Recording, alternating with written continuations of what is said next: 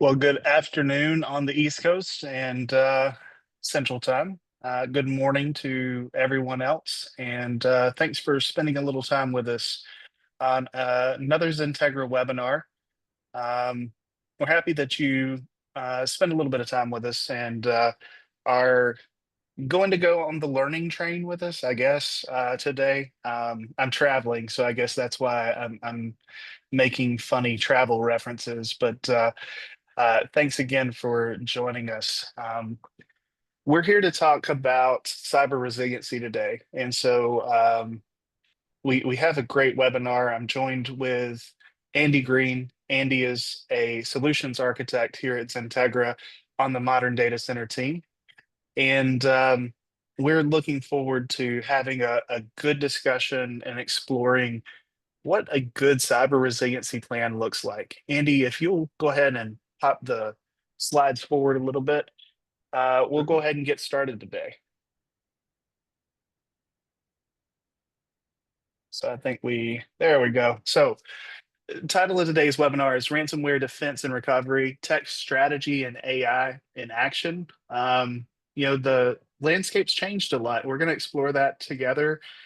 Talk about what it takes in today's threat landscape to actually be successful in terms of ransomware defense and more importantly in recovery, because as we like to tell customers, it's no longer a question of if you're going to get hit, but now a question of when you have to deal with this in your own IT environment. So we want you prepared. My name is Phil Sellers. I am the practice director for Modern Data Center here at XenTegra.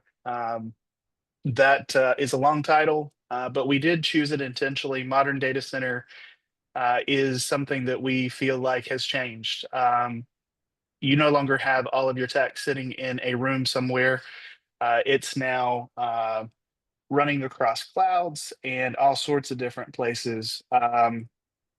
And so you're using SaaS, you're using hyperscale cloud like AWS and Azure. And so our practice is built with that in mind and with a whole lot of hyperconverged software defined strategies. And so that's the way we're approaching today's conversation as well. And as I said, I'm joined with Andy Greene. Andy, do you want to introduce yourself real quick? Sure thing. Thanks for having me, Philip. My name's Andy Greene. I am a solutions architect on the modern data center team here at XenTegra. I've actually been with XenTegra for about 4 months now, so relatively new to the team, but excited to be here. And prior to XenTegra, I was with Cohesity, where I worked with clients all across the Carolinas, helping them with exactly what we're talking about today with cyber resiliency. Yeah, and that's not bearing the lead at all. We've got great technical talent here at XenTegra, Andy being one of those. And these guys have come from the vendor world. They've also come from the customer world. And so we've lived in the customer mindset, making decisions, and also just having to contend with the realities of constraints like budgets and things like that. So, um, with that out of the way, let's go ahead and learn a little bit about who is XenTegra. So, um, XenTegra was born out of the need for true customer enablement and true partnership. Our founder, Andy Whiteside, is a former SE, and he saw the opportunity for a different type of VAR relationship with customers. And so, since our founding, we've grown to an international company with expertise across the entire IT stack. We've got headquarters in Charlotte, North Carolina area, as well as presence in Canada and India. We like to say we're a global company with a next door feel. We're on a mission to engage, listen, and deliver the appropriate enterprise technologies to clients of all sizes because we believe that every single organization, regardless of their size, deserves access to enterprise technology. And while we're doing that, we're striving to be VAR 2.0. Like I said, Andy said there was a better way to be a VAR. And so VAR 2.0 is that breaking the traditional model and focusing on adding true value and being a real partner to both our customers and our vendors. We do that in a number of different ways. One of those is through community building. In our industry, with fun and educational events across the nation, we host podcasts with industry experts so you can listen from anywhere and stay up to date with the latest technology. We also do this by providing industry access to big conferences with 90% off conference passes. So we've got Nutanix.next coming up next week. And I'm proud to say we're taking about 30 customers along with us, customers and potential customers. We also do that with micro assessments. So you can get to know our technical team and our technical chops with zero obligation. These are always complimentary half-day assessments on some of our core technologies. And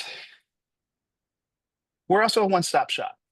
Not only can you buy from us, but because we run many of these technologies, we have deep expertise to help you from a consulting perspective. Our MSP has hosting and managed options for these technologies. We also provide support contracts, and we can also help with near and offshoring. So one place, and you can get almost all your IT needs met. It's a little weird here to be talking a quote from myself, but I like to think of us like Ace Hardware.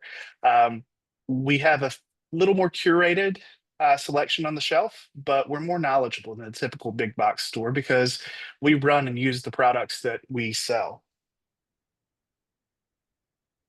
We specialize in your success. We've got business units aligned towards all the different technical competencies of an IT organization. So we've got managed services like we talked about. Andy and I represent modern data center, but we also do a lot in the EUC and workspaces, security and networking, modern applications like ServiceNow and Salesforce.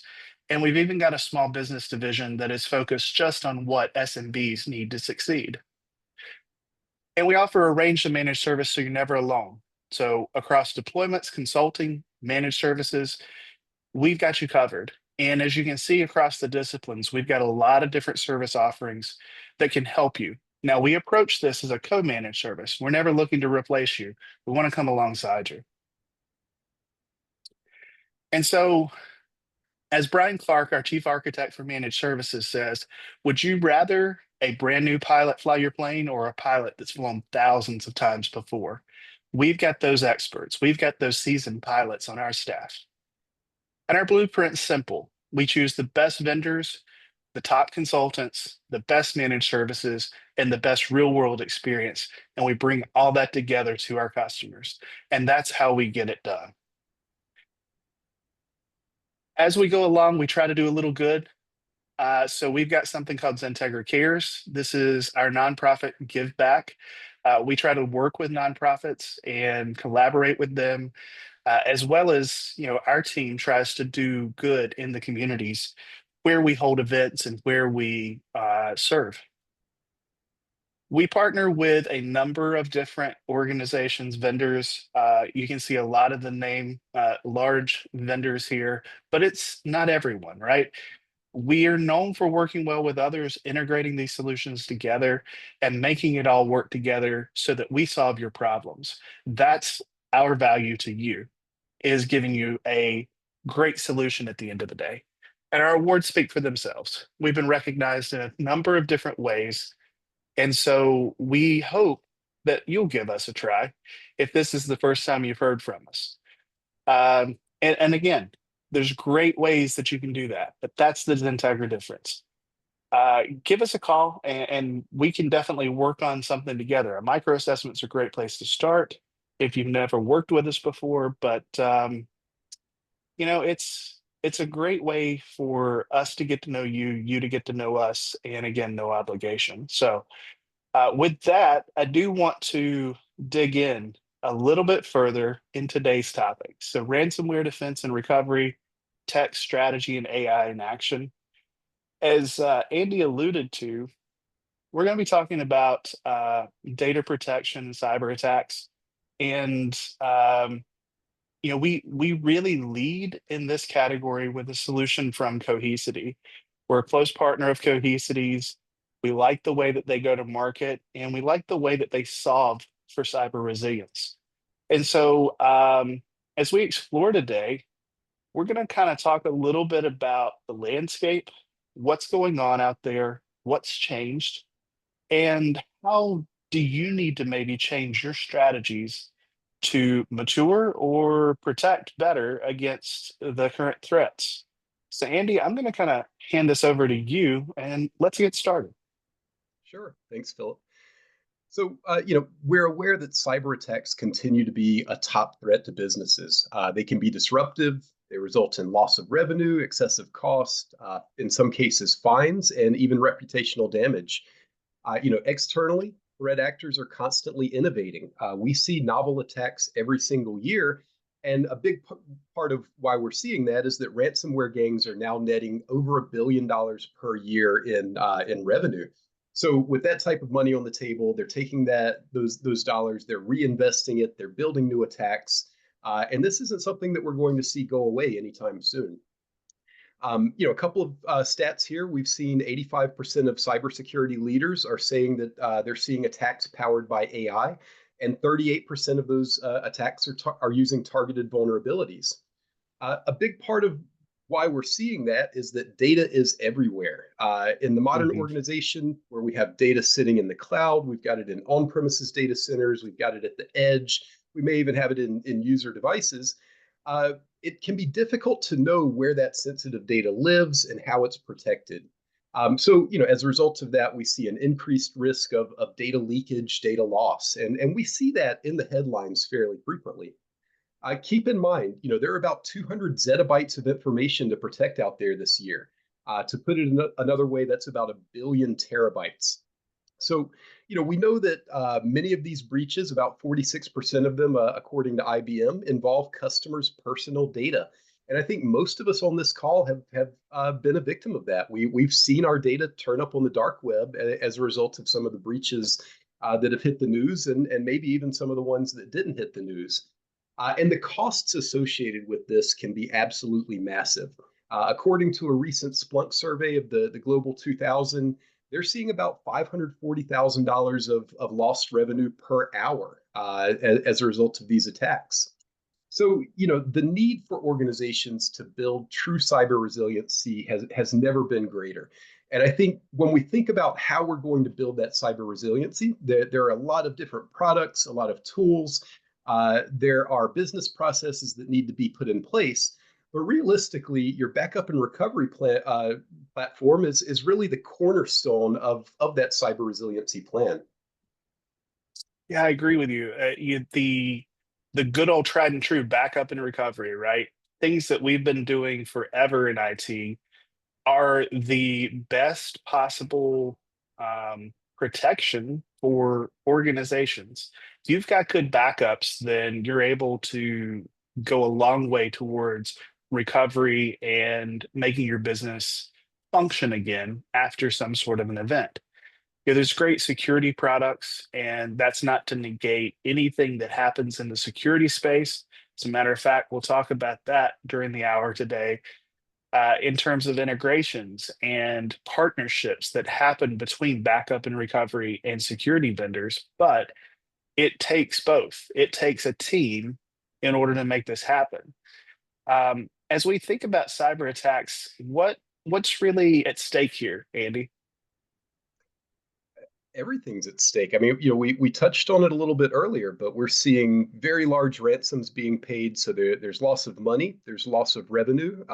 The entire time that your business may be encrypted or otherwise down, the business is losing money, and most of the clients that we speak with can put some sort of cost associated with that. The other things that we don't hear so much about are fines, depending on the industry that you're in. There can certainly be penalties and fines for this type of data getting out into the wild. And then also that damage to your reputation. What happens if you lose your client's data or otherwise can't recover it outside of all of the other things that we've talked about? Yeah, absolutely. We've got a slide here that kind of sums that up brilliantly. And the idea is no matter what method or attack vector, the solution is to adopt cyber resiliency. And so that may be a term that people aren't familiar with. Cyber resiliency, it sounds a little abstract, right? So what we want to do today is explore kind of a roadmap for cyber resiliency. What is it? How does it look? We have all of these different potential impacts to our business. So what is cyber resiliency? Well, in my opinion, cyber resiliency is taking all of the tools that we have for data resiliency. We have replication, automation, and orchestration built into our storage platforms. We have similar tools built into our backup and recovery platforms, but it's also around testing those. It's around understanding, making sure that we've got a plan for recovery if we have to, and then also, making sure that we've got the business processes in place. And when we think about that, cyber attacks are no longer just about stealing data. The attackers have evolved, and the methods now are more destructive than ever. So, we're seeing data being destroyed. We're seeing it being encrypted for ransom. We're seeing it exfiltrated, with the goal of stealing that data. So, the end result is the same. If you're a client who gets hit by this, the end result will be maximum disruption to your business. And so I think a big part of what we're talking about today is how do we prevent that type of disruption? Yeah, absolutely. I liken this conversation around cyber resiliency to what we talk about when we talk about business continuity. So, business continuity includes the people, the process, the testing, the run books, all of the other things around the IT related to disaster recovery. So, DR is more of a IT thing, backup and recovery is an IT thing. But when we talk about cyber resiliency, it pulls in all the other parts of the business. So, uh, let's go a little deeper.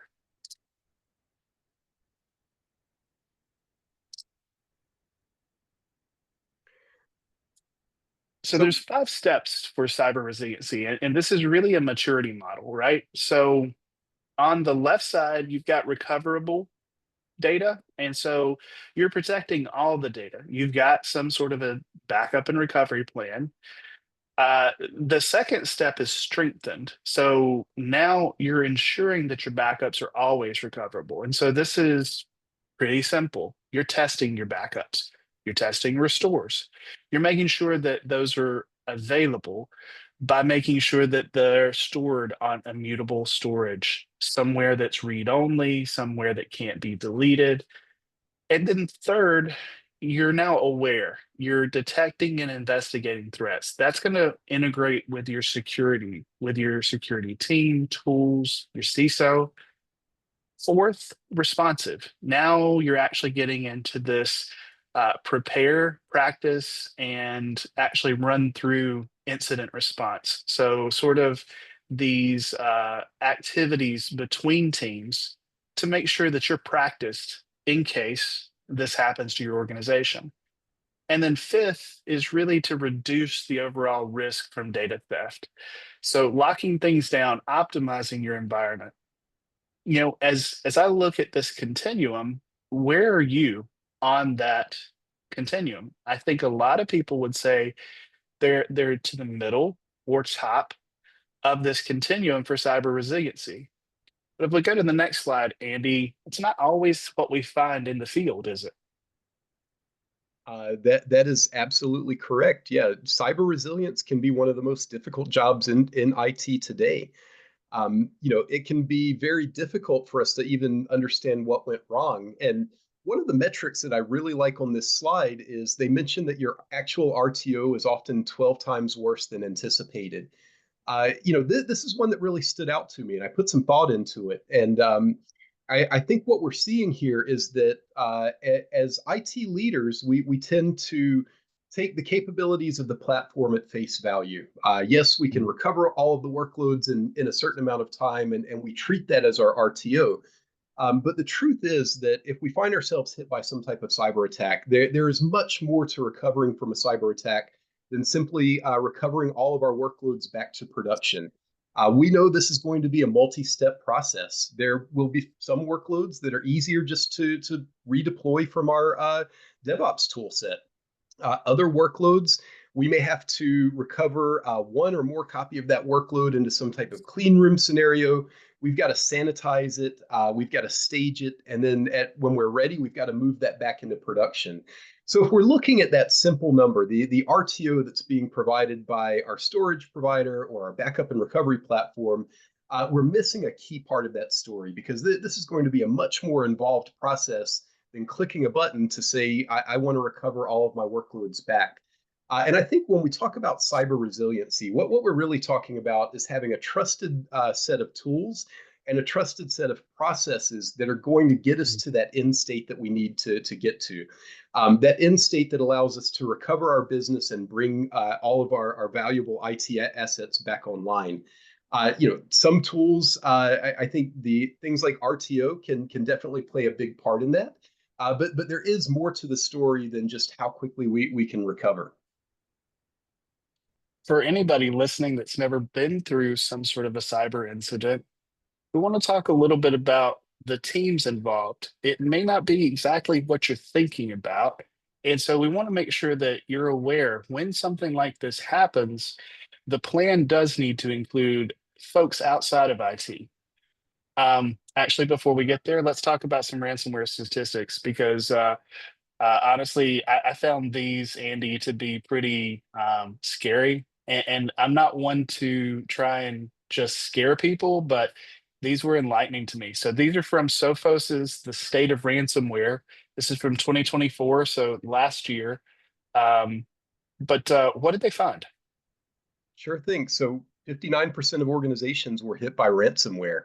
You made the statement earlier. It's not if, it's when. And all of our clients, everybody out there that's listening, it could potentially be a victim of this. So, we all owe it to the business to do our due diligence and have a plan. Of those, this may be surprising for a lot of people, but 94% of the victims out there said that the attackers targeted their backups. So Mhm. you need a platform that's going to be resilient, that's going to be able to withstand those types of attacks. 70% of attacks resulted in some type of data encryption event. So, ransomware is a very common one that we're seeing. It's highly profitable for the teams of people that are out there doing it. And their goal is to encrypt your data, make it unrecoverable, and force you to pay that ransom. Of those victims, 32 whose data was encrypted, uh, it looks like IT technology and telecoms experienced the highest rate of data theft, about 53% there. The average initial ransom demand is $2 million. This is a tremendous amount of money. There's a lot of money on the line here. And we need the tool sets to be able to protect ourselves from that. And the average recovery cost of $2.73 million. That's the average recovery cost excluding ransomware payments. So this is very big business, and it's having a very real impact to the organizations that are being hit. Well, the statistic that sticks out to me is that it took 34% of organizations more than a month to recover. Yeah, that's a long time to be out of business. And, I've been fortunate to work in businesses where we weren't 24/7. There wasn't massive amounts of lost revenue, but for e-commerce, for real-time businesses that operate 24/7, a month of downtime could be the end of your business. And again, like I said, I'm not trying to scare, but these are alarming statistics that we see industry wide. So this is another Philippism. A good offense is sometimes the best defense. And what I mean by this, have a plan. And it's not just enough to have a plan. You also need to be testing that plan. And so as we kind of go into the next section, let's talk about what that looks like when you actually have a cyber attack. So Andy, I'll turn it back over to you. Sure thing. Yeah, cyber attacks can definitely take us by surprise. And one thing that we understand is, we tend to talk a lot to the IT leaders, to the admins and the managers who are managing the platform day to day. But at the end of the day, if there is some type of ransomware incident or other cybersecurity event, it's likely that we will have different members of the business who all play a part in that. So, one of the top questions that we're going to have is, should we pay the ransom? And that really comes down to your internal risk team. They're probably working with a cyber insurance vendor, somebody like Lloyd's of London, and it's their job to make that decision. From there, you've got the question of, how do we communicate? And you may have some type of breach coach. This is going to be a firm that's working with your legal team to decide how we communicate that out both internally and externally. Because keep in mind, if your operations are down, if your business is down, your customers don't stop reaching out. So we have to think about the appropriate ways that we can communicate that. Next up, we probably have a security team that's getting involved, and you may have some type of incident response firm on retainer, somebody like Mandiant that's working with your security team. They will be heavily involved in the recovery process, and they need to understand what's going on to be able to make some good decisions. And then finally, we get to those IT leaders that we tend to talk to quite a bit. This is when we actually start looking at your backup and recovery platform, something like Cohesity, and its capabilities to bring the business out of this. So, these are some of the key questions that we'll be asking. And keep in mind that each of these components is owned, managed, and operated by a different part of the organization. Yeah, and it's worth pointing out. So the what happened question, incident response. This is somewhat like law enforcement. There's a chain of custody for the data, for the evidence. A lot of times your production environment's going to be frozen. You're going to need to freeze it in time so that nothing changes to preserve any ability for recourse from a legal perspective. So incident response teams, they're skilled at this, but that means your production hardware is now tied up dealing with the incident response, the forensics, the investigation portion of the cyber attack. Sometimes your cyber insurance carrier is going to mandate their own incident response team. So they may be bringing in their own legal counsel, their own security professionals that you may not have much of a choice around. You may have your own, you may have those dictated to you. So, those are some of the nuanced things that happen after an event that a lot of IT teams don't realize. And so, we're highlighting that because your plan needs to think about what happens when my hardware is tied up for these other purposes. What happens when we're having to do multiple point in time restores so that we can check and see, is the ransomware there? Is this a safe VM snapshot? Is this a safe backup to restore from? And all of these things take time. But there are some additional ways that we can benefit from a platform like Cohesity to help with this kind of elongated cyber recovery effort.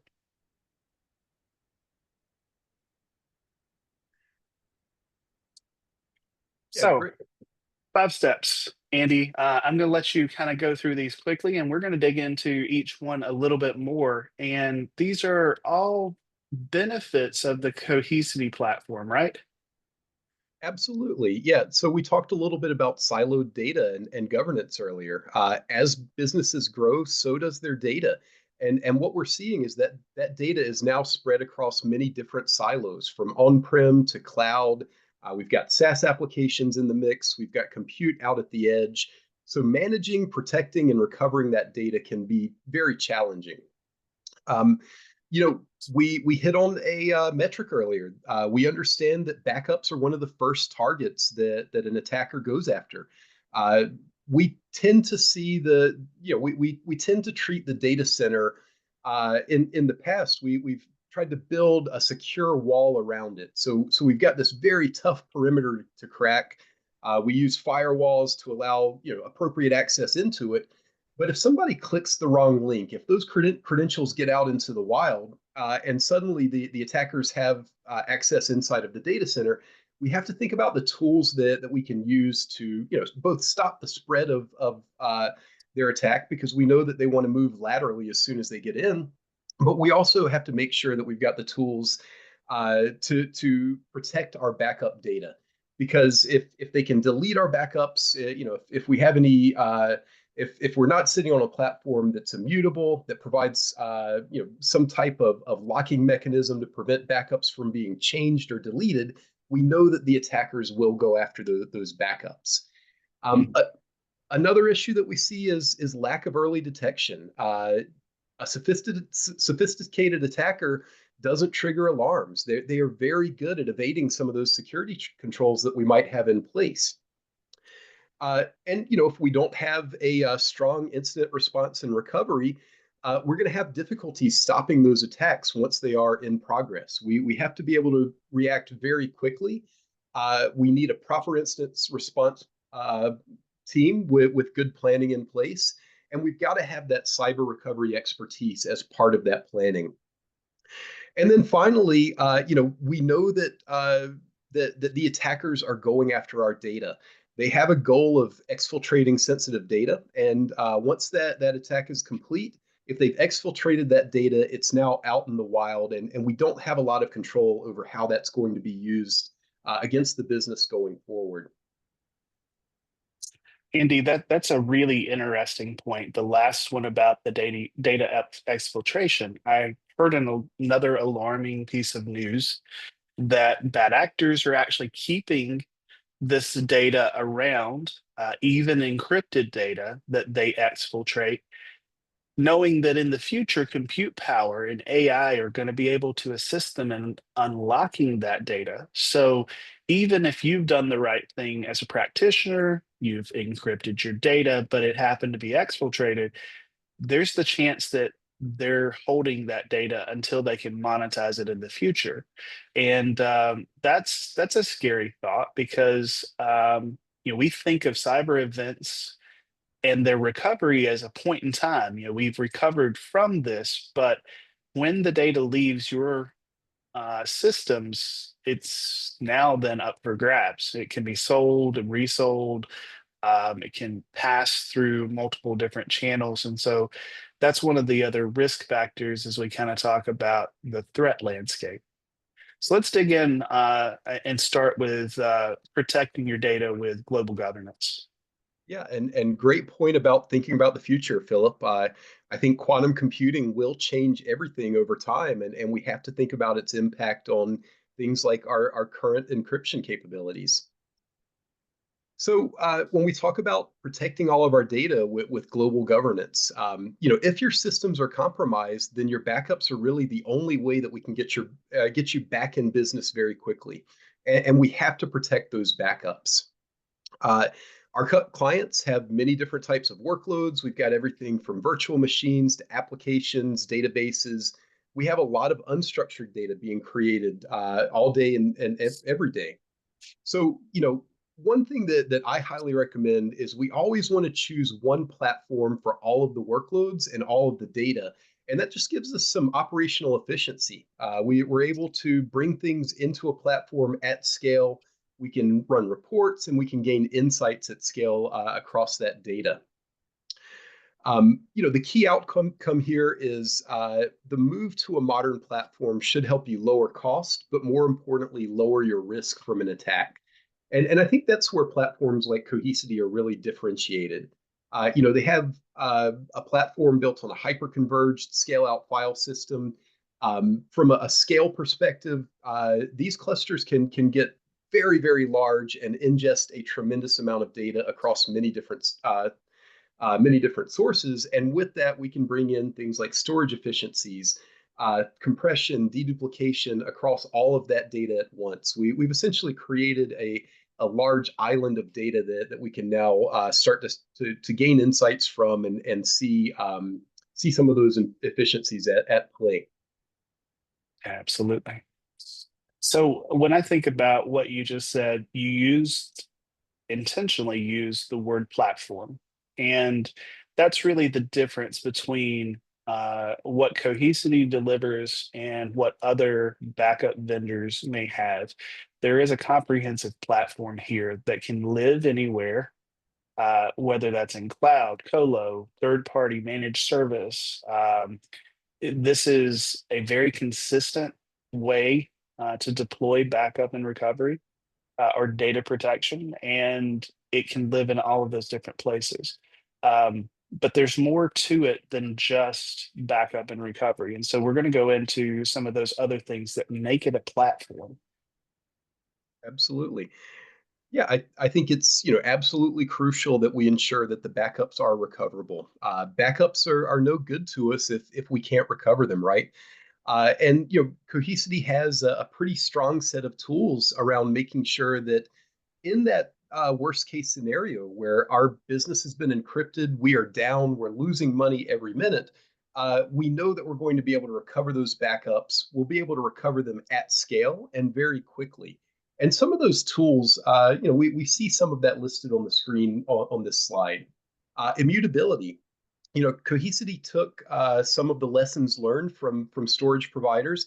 They built a file system that's immutable by design. So when data lands on the Cohesity platform, it cannot be changed. There's no way that we can modify or change that data. From there, we do provide secure ways that we can interact with that data. And what that means is essentially we're spinning up a clone of that data and we are interacting with that clone. So, that SEC level immutability is built into the platform. It was part of that core architecture, which, the foundation that the platform is actually built on. From there, we add things like multi-factor authentication that's going to be enforced in a platform like this. We have to know that the user who's logged into the platform is the person that they say they are. Um, we provide separation of duties. Cohesity has a very granular RBAC that's going to give us the ability to create users and groups of users that are locked down to the specific systems that they should be able to manage, the specific objects inside of those specific systems, and then also that have only the minimum permissions required to do their roles. It will tie into some of the traditional best practices around backup. Things like your 3-2-1 rule. We've got to have three copies of our data on two different types of media with at least one of those offsite. But we expand on that by giving the ability to do things like threat containment. Cohesity has a very mature anomaly detection engine. They have the ability to do things like threat hunting inside of the backups, and we can then quarantine those backups that could be impacted, so that we don't mistakenly recover something back into production that we're not ready to recover. And then finally, they add data lock. Data lock is a very powerful tool for uh, preventing the early deletion of backups. So they've got some very sophisticated systems in there to prevent things like time-based attacks, things like NTP poisoning. But with data lock turned on, there's nobody either in the client's organization or inside of Cohesity that's going to be able to delete a backup before that lock expires. And that's absolutely critical because we know that the attackers would love to do things like turn data lock off, delete the backups that they have existing. And Cohesity builds into their platform tool sets that are going to prevent that from happening. Yeah, here, I think back to my days as a customer, and I never loved an audit, right? Um, but the outcome here delivered is that you're audit ready. And through the system that Cohesity provides, you can produce everything that you need in order to pass an audit around your backup readiness and also demonstrate for your cyber liability insurance carrier anything that you need. Oftentimes, we hear customers say they mentioned that they're a Cohesity customer and their cyber insurance said, great, and moved on. For customers that aren't running this platform, there's a lot of other questions to answer in terms of qualifying for coverage. And each year we hear stories from customers saying it's more and more difficult and they have to demonstrate more to get their cyber liability coverage. Yep, great point, Philip.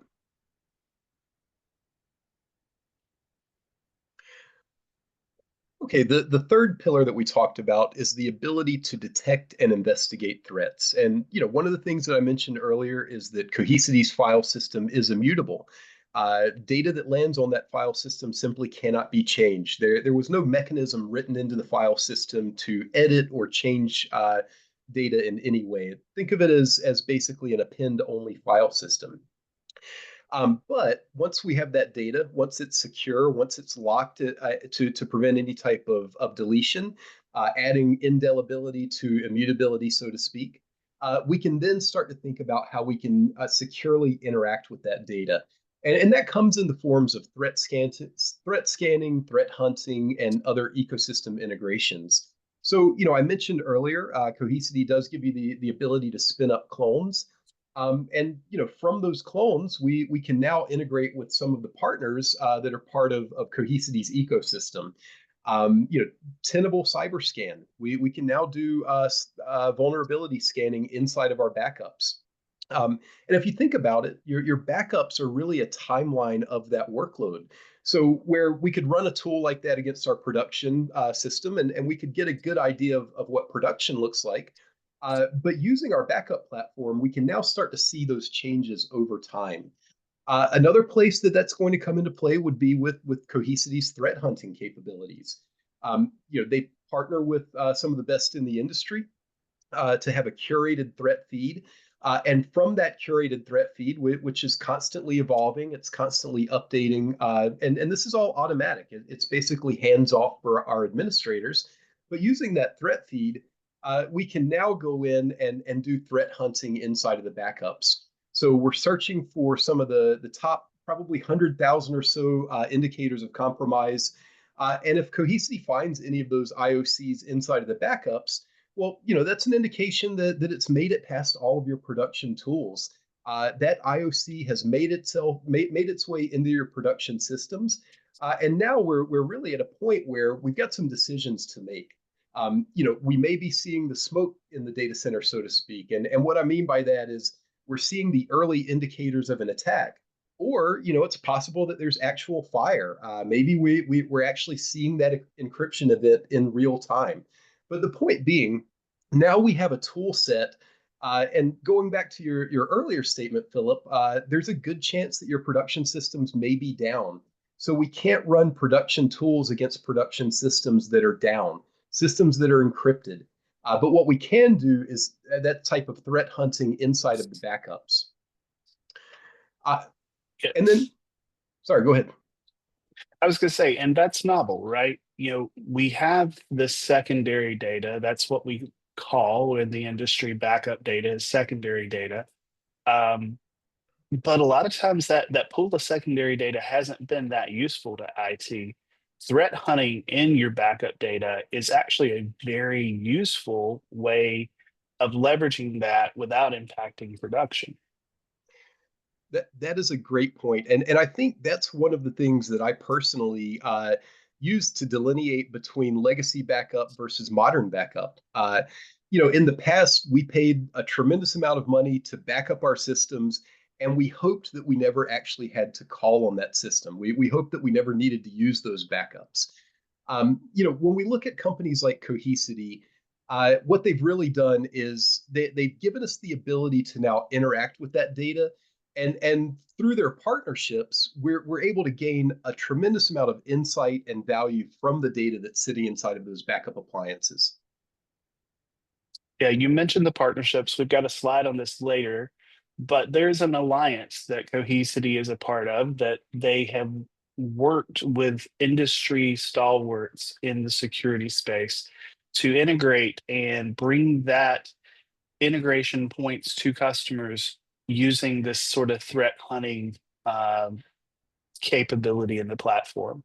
So that's also a tremendous value, getting more out of your existing security tools by plugging them in here with your backups. Yep, great point, Philip. This slide calls out integrations with SIEM and SOAR platforms. I know they've got some really good integrations with Cisco and Palo Alto in that regard.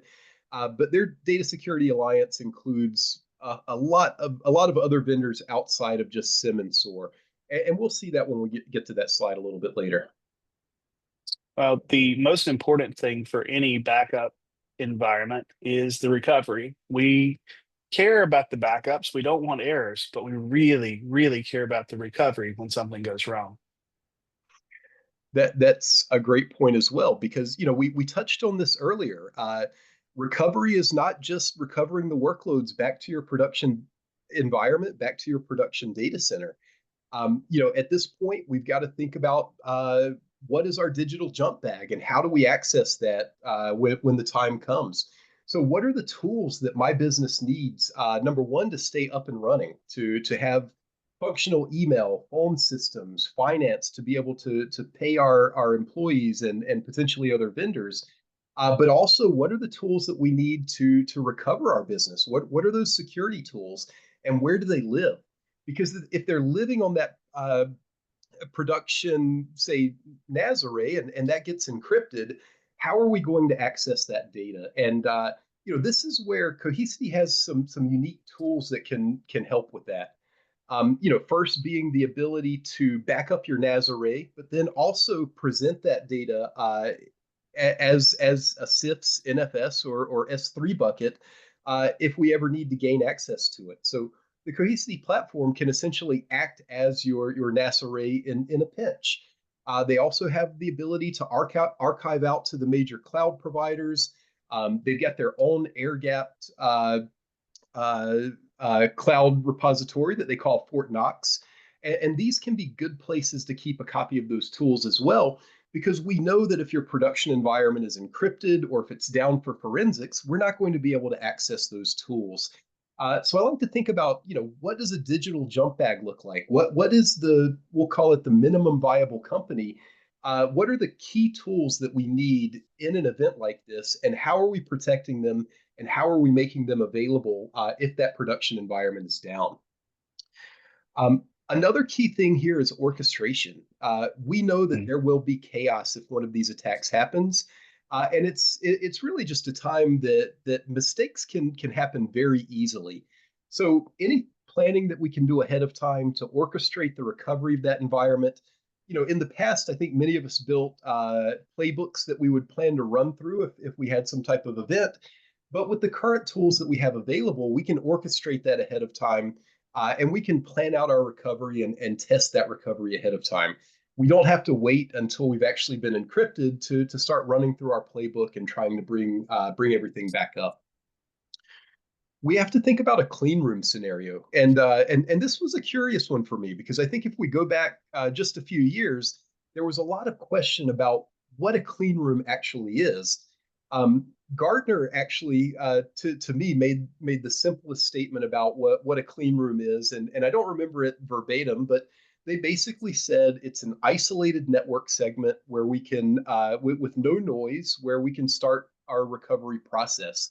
So we need a clean, isolated segment where we can recover our workloads, we can perform our forensics, we can do our sanitation, and then when we're ready, we can stage those workloads and push them back into production. Cohesity has all of the tools to recover these workloads back into your clean room, and they're going to make it very, very easy to do that. And they're also going to do that, very, very rapidly, even at scale. And that really touches on that final point: rapid recovery at scale. Recoverability has always been a hot topic in this industry. If I'm losing money every minute that I'm down, I have to think about how long it's going to take to recover these workloads. And I can tell you that Cohesity has done some POC testing in the past. Their on-prem appliances can recover at scale, as in a very, very quick manner. One POC test that I saw, they were able to actually recover 2,200 VMs in 47 minutes. That to me is unheard of, and that capability comes even if the primary storage is down. That's essentially Cohesity acting as the storage provider to register those virtual machines with your vCenter, and then power those virtual machines up. So when we think about having to potentially recover multiple times, recovery into that clean room, recovering multiple copies of a workload, cleaning, sanitizing that data, figuring out where the best quality data lives. Every time that we have to do that, speed of recovery is going to play an important role.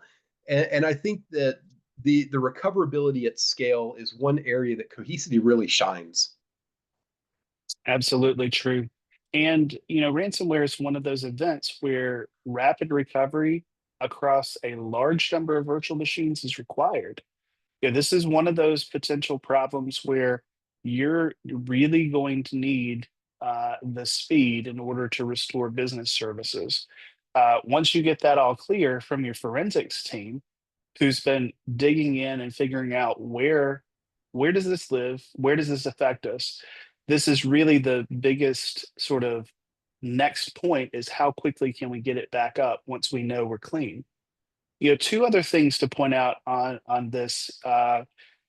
With the ability to present out the data, you've got the ability to give snapshots to your forensics team. So your incident response team can do their work on a snapshot that's read only, and that's a unique advantage from this platform. So you're not necessarily having to just leave production alone.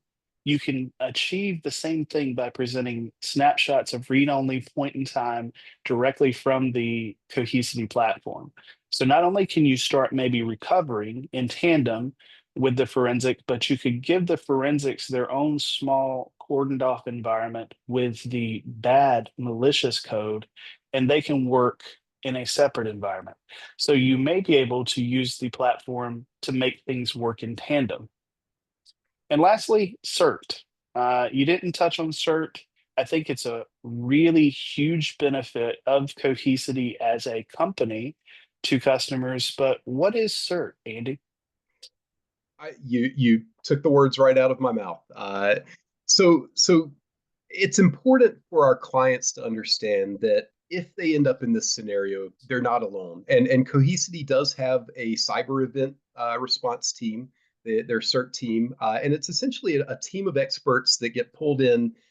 They're standing by 24/7. They're going to get pulled in if you get hit by some type of cyber event, and they will help you with recoverability from that attack. So they've got some partnerships with some of the largest IR companies, Palo Alto, Arctic Wolf, Sophos, et cetera. They share data, they share information to help their clients get online faster. But if you're actually hit, I always recommend, open your Cohesity case very, very early. They're going to bring in experts from the support team, from the product teams, from engineering. If you have a bridge set up, they'll join the bridge with your other security vendors. And if you don't have a bridge set up, they can actually be the bridge for you. Because keep in mind, there's a good chance that your phone systems may be down when one of these events happens. So they'll bring in experts from all of those different teams inside of Cohesity. They all come together and they participate in the recovery process, and they'll work with those other security vendors that you might have on the floor as well. Yeah, so we said it a couple of times already, but Cohesity believes that cyber resilience is a team sport. This is another way in which they participate as part of your team when you're a Cohesity customer. Absolutely. And I think, lastly, we want to reduce risk from data theft. We need to assess the incident. We need to understand the impact of it. And Cohesity has some tools that are going to help with that. They have the ability now to do data classification inside of the backups. So we talked earlier about some of those capabilities to do vulnerability scanning and threat hunting inside of backups. Data classification is another big one. So if you're having trouble understanding the data that you have, what type of data might be in there, whether it's PCI, PII, HIPAA, et cetera, these tools can be very, very helpful. They're also going to tie into a couple of they'll also tie into some of the other vendors that are part of that security ecosystem. So the first goal is to identify the data that you have inside of your backups. We also want to identify any unprotected critical data, and by bringing that data into the Cohesity ecosystem, we can now start to partner with some of the other vendors out there. Companies that are doing data security posture management. We can pass that fingerprint of the types of data that we found inside of the backups to that DSPM vendor, so that they can then start to use their tool sets again against it as well. We talked about that data security alliance earlier. Zscaler is part of that data security alliance, and I know they have their data loss prevention tool that's aimed at preventing data exfiltration, and Cohesity does have a tie-in to that DLP tool. So if Cohesity classifies your data and understands where that critical data is, it can then pass that over to Zscaler. And if Zscaler sees any of that data moving around the network or possibly moving out of the network anomalously, Zscaler can actually shut that down for you. Yeah, DLP is hard. It's a very difficult space to conquer because the proliferation of data is one of the things you fight as you're trying to classify data and then set loss prevention policies. Um, Another point here is just the integration of your backups into your data loss prevention strategy is another key helpful benefit of the overall Cohesity platform. So we're not just talking, threats in a traditional sense of malware. We're also talking about knowing where your data's at, so that an inventory of your crown jewels. So I do want to just kind of highlight, let's go back one slide. Cohesity as a company has multiple different products, and we've really hit the Data Protect platform, which also encompasses smart files. Data Protect is the hyper-converged software platform. It has all of the core backup and recovery features. DataHawk is the platform that allows you to do all of the threat detection and some of the advanced features that we talked about in terms of data classification and basically using the data in Data Protect and gaining access to it. Two other things I want to highlight from the platform, and one of those is Gaia. Gaia is Cohesity's AI. You can go just like a chat GPT, and then Gaia is going to be able to return information out of your backup data. Um, you know, Andy, I'm curious, is there anything from a Gaia perspective that you would point out? No, I like to think of Cohesity and Gaia as almost creating a data lake. We Mm. touched earlier on the platform's ability to back up all of these different sources, right? We're backing up your on-prem virtual machines, your NAS arrays. We're backing up your cloud VMs, databases, all of the different sources of data that are all creating separate silos, and it can be difficult to gain insights about that data without having to then go out to each one of those silos. So with Cohesity becoming almost like a data lake, it's ingesting data from all of those different sources. And then we can run a tool set like Gaia, which is it's a RAG AI. It's a retrieval augmented generative AI platform that allows us to now gain insights that are correlated across all of those different data sources. So we have the ability to import different data sets from different sources to run generative AI tool set against. And like you said, it's basically bringing Chat GPT to your data that lives inside of your backups. The last one to talk about is Fort Knox, and this is sort of a virtual air vault, or excuse me, air gap solution. This is based on the same Data Protect platform, but Fort Knox is basically that extra level of protection for customers. It's sold as a service, and it gives you some additional features in terms of clean room. and recoverability to an air-gapped environment. We call it virtual air gap because the connection does open for an amount of time on intervals, and then it breaks the connection. So keeps your backups in a more secured posture offsite of your primary backup environment. So across the board, Cohesity's got a lot of different products, and they've also just acquired Veritas. And so everything that you know as the Veritas portfolio of net backup and other products is now part of Cohesity as well. I know we're at time, Andy, but I do know there's one wrap-up slide we wanted to cover, and it goes back to kind of the questions that are asked. If you want to jump there, let's kind of look at that. And unfortunately, it looks a little garbled, but the great news is we now have answers. Cohesity gives us answers for each of these questions.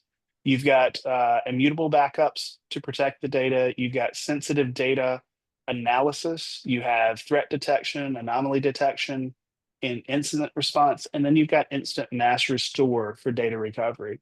So across the board, Cohesity is giving you unique advantages to help build out your cyber resiliency with high confidence.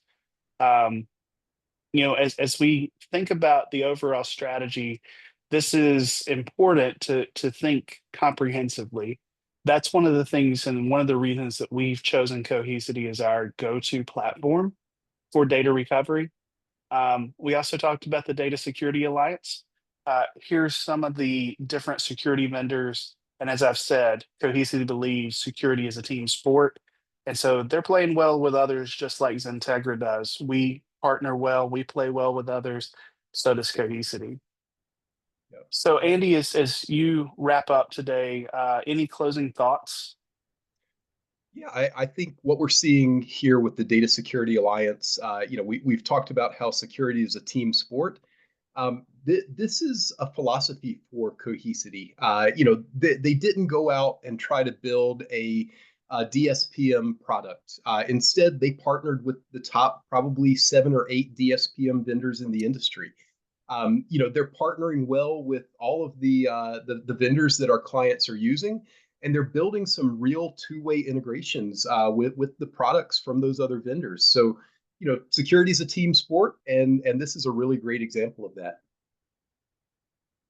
Well, Andy, I want to say thanks for your time and sharing your knowledge with everyone on the webinar today.